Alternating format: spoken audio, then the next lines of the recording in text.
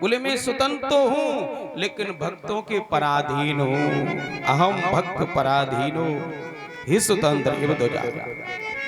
जिन भक्तों ने ए दारागार पुत्राप्तान प्राण वित्तमिवं परम, जिन्होंने अपनी पति पत्नी धन परिवार सबका त्याग करके मुझे चाहा है, हित्वा माम शरणम याता कथम तांस त्यक्त मुझसे, उनका मैं त्याग कैसे कर सकता हूं। इसलिए साध वो हृदय मय्यम साधु नाम हृदयम तो हम मद अन्य ते न जानंती ना हम तेभ्यो मना। साधु मेरे हृदय है, मैं उनका हृदय, मेरे अलावा वो किसी को नहीं जानते, उनके अलावा मैं किसी को नहीं जानता, मैं किसी को नहीं जानता। दुर्वासा जी ज्यादा गिड़गिड़ाने लगे तो कहा अम्बरीश जी के पास जाओ। दुर्वासा जी अम्बरीश जी के पास में आए, तब तक अम्बरीश जी ने कुछ लिया नहीं था, वहीं खड़े हुए थे, चरणों में गिरने लगे दुर्वासा जी।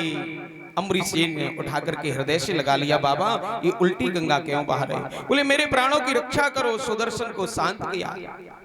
अब दुर्वासा जी कहने लगे आज मुझे पता लगा है, अहो अनंत दासा नाम महत्वम दृष्ट मध्य में, आज हमने भगवान के दासों का महत्व समझा है। भगवान के जो दास होते हैं, प्रेमी होते, वो किसी से द्वेष नहीं करते हैं। अम्बरीश ने दुर्वासा जी के साथ में भोजन किया। बोलो भक्तों भगवान की। इसी वंश में आगे युवनाश हुए। युवनाश बड़े प्रतापी राजा है, बड़े प्रतापी राजा है, बड़ी प्रतापी राजा है युवनाश। इस वंश में आगे चल करके और भी बड़े बड़े प्रतापी राजा हुए। सूर्यवंश का अगर वर्णन किया जाए तो बहुत समय लगेगा। बोलो भक्तवत्सल भगवान की। त्रिशंकु हरिश्चंद्र आदि भी इसी वंश में हुए। इसमें कई पीढ़ियों के बाद खड़वांग नाम के राजा हुए। खड़वांग के दीर्घबाहु, खड़वांगा दीर्घबाहु रघु तस्मात् प्रथु सर्वा अजस्ततो महाराज तस्मात् दशरथो भवत। और इन्हीं श्री दशरथ जी के यहाँ भगवान राम लक्ष्मण भरत शत्रुघ्न के रूप में आए। राम जी ने मर्यादा का पालन किया है, जो राम जी ने किया है वो करना चाहिए। भगवान श्री कृष्ण ने जो कहा है वो करना चाहिए। राम जी के लिए वनवास नहीं था, आप सब कथा जानते हैं। आज कृष्ण जन्म कराना है, नहीं तो राम कथा भी थोड़ी सुनाते। अगर सुननी हो तो यूट्यूब पे बड़ी अभी वृंदावन में कथा हुई थी, बड़ी सुंदर कथा हुई। आचार्य प्रमोद जी महाराज करके आप निकालेंगे यूट्यूब पर तो निकल आएगी। भगवान श्री राम के लिए वनवास नहीं हुआ था। दशरथ जी ने एक बार भी अपने मुख से नहीं कहा था कि वनवास में जाओ। कई माता ने वरदान मांग लिया था, तापस वेश विशेष उदासी 14 वर्ष राम वनवास। पिता की अब कीर्ति न हो जाए, इसलिए जिस दिन राज्याभिषेक होने जा रहा था, माता ने वचन मांग लिया तो राम जी ने पूरे राज्य का त्याग कर दिया। आज का बेटा ऐसा कोई कर सकता है? तो बेटे का क्या कर्तव्य ये रामायण में लिखा है। श्री दशरथ जी ने कहा था सुमंत से 4-5 दिन जंगल में घुमा के वापस ले आना। जब राम जी वापस नहीं आए तो श्री दशरथ जी एक क्षण भी जीवित नहीं रहे। राम राम कहे राम कहे राम राम कहे राम, तन पर हरे रघुवर बिरहे राव गए सुरधाम। तो पिता का क्या कर्तव्य होता है ये भी श्री राम जी ने करके बताया। आज भाई भाई के संबंध बिगड़ते जा रहे हैं सज्जनों। श्री राम जी भरत के लिए सब कुछ छोड़ के गए। भरत ननिहाल से जब आए, सबने मनाया भरत इस गादी को स्वीकार करो। पिता का देहांत हो गया, बड़े भाई जंगल में हैं। श्री भरत जी ने कहा इस गद्दी पर मुझे बैठाओगे तो ये धरा रसातल को चली जाएगा। फिर क्या करना है? बोले देखे बिने रघुनाथ पद जिए की जर न जाए। राज्याभिषेक की सामग्री लेकर के चित्रकूट में पहुंचे। आप कथा सब जानते हैं। बड़ा भाई छोटे भाई के लिए राज्य सत्ता को छोड़ गया, छोटा भाई सत्ता को लेकर के जंगल में पहुंचा राम जी को मनाने। राम जी ने फिर समझाया भैया पिता की आज्ञा है, तेरे लिए राज्य मेरे लिए वनवास 14 वर्ष की अवधि पूरी करके मैं जल्दी आ जाऊंगा। भरत जी की और राम जी की वहां पर बहुत बड़ी चर्चा, विशद चर्चा है। भरत जी ने कहा मुझे कोई आधार चाहिए जीने के लिए, तो खड़ाऊ दिए। खड़ाऊ को सिंहासन पर रखा, पादुकाओं को सिंहासन पर रखा, जरिया के कांटी बिछा करके नंदी ग्राम में भजन किया भरत ने। एक भाई दूसरे भाई की तरफ धकेल दे रहा सत्ता, दूसरा भाई दूसरे भाई की तरफ। इसको कहते भाई का भाई के साथ क्या कर्तव्य होना चाहिए। भाई का प्रेम कैसा होना चाहिए। और आज के भाई, सगे भाई अदालत में खड़े मिलते हैं। आज बाहर के लोग शत्रु नहीं होते, सगे भाई शत्रु होते। भाई भाई का शत्रु बन रहा है। यारे बड़े भाई ने अगर कुछ ज्यादा ले लिया तो छोटे को संतोष कर लेना चाहिए। बड़ा भाई बाप के बराबर है, चलो इसने ज्यादा ले लिया, मेरे बाप ने मुझे कम दिया। और छोटे भाई ने ज्यादा ले लिया तो बड़े को संतोष करना चाहिए। क्या अरे छोटा बेटे के बराबर है, हमने बेटे को दे दिया। लेकिन आज सगे भाई अदालत में खड़े मिलते हैं वकील को लिए। क्या हुआ? बोले इन्होंने 2 फुट जमीन बढ़ा ली मेरी। कहां चला गया ये भरत जी का चरित्र? कहां चला गया? कहां रामायण गई, कहां भागवत गई? हम नित्य कथा सुनते हैं। सज्जनों, माता पिता का देहांत होने के बाद सहोदर भाई नहीं मिलता। संसार में सब मिल सकते, इसलिए थोड़ा त्याग करो,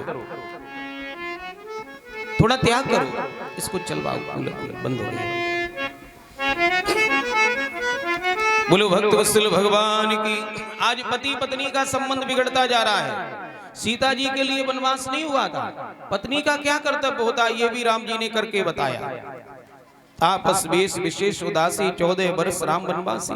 राम जी के लिए हुआ, जानकी जी के लिए नहीं। लेकिन जानकी जी उनके पग चिन्हों पर चले।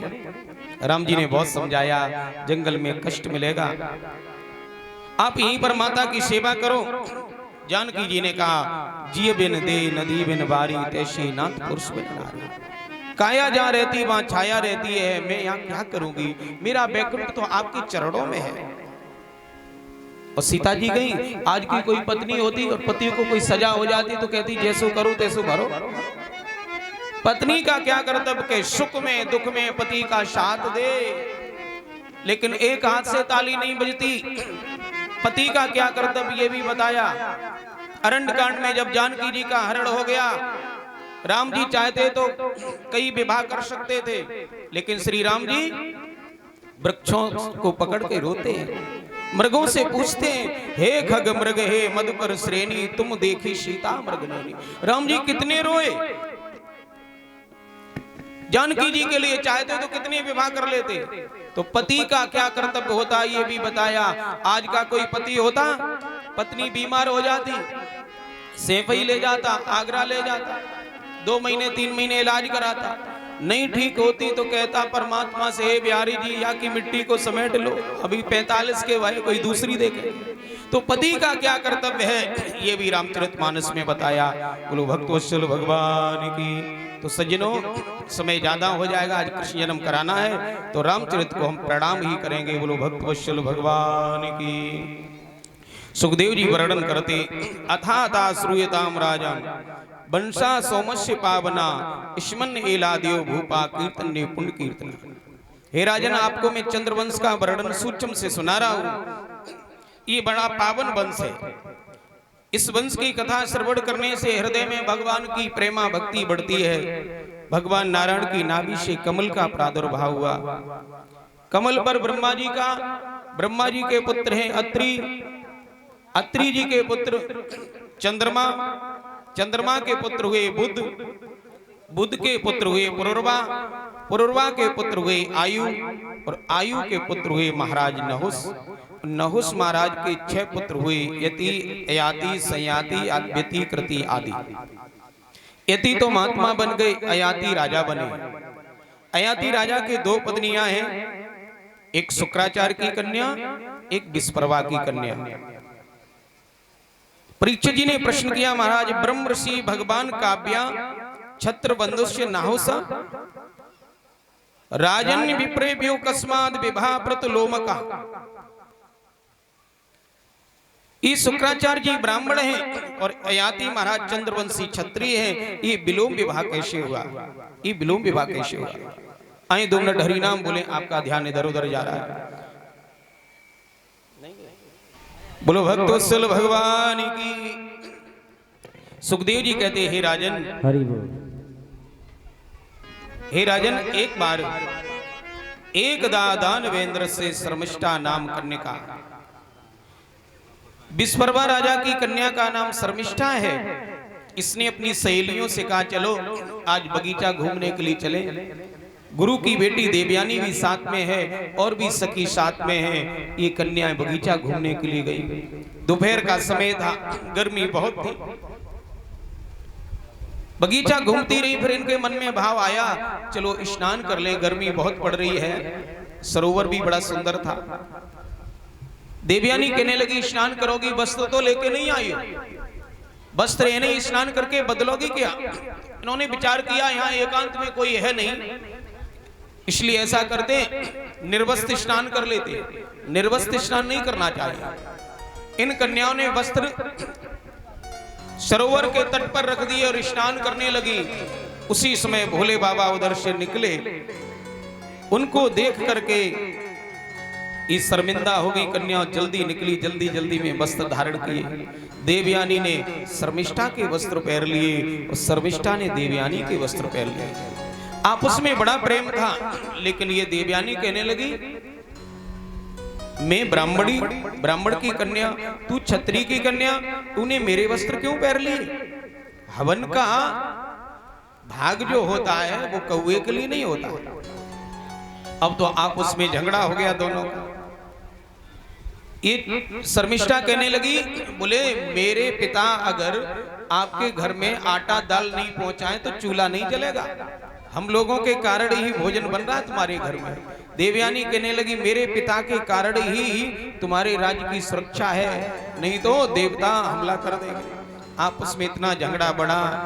शर्मिष्ठा ने कहा मेरे वस्त्र मुझे दे दो। देवयानी ने वस्त्र दे दिए। शर्मिष्ठा ने देवयानी के वस्त्र तो दिए नहीं, एक ऐसा धक्का मारा, पीछे वहां पर एक कुआं था, उसी कुएं में जाके गिरी। अंधा कुआं था जिसमें जल गई, उसी में पड़ी है।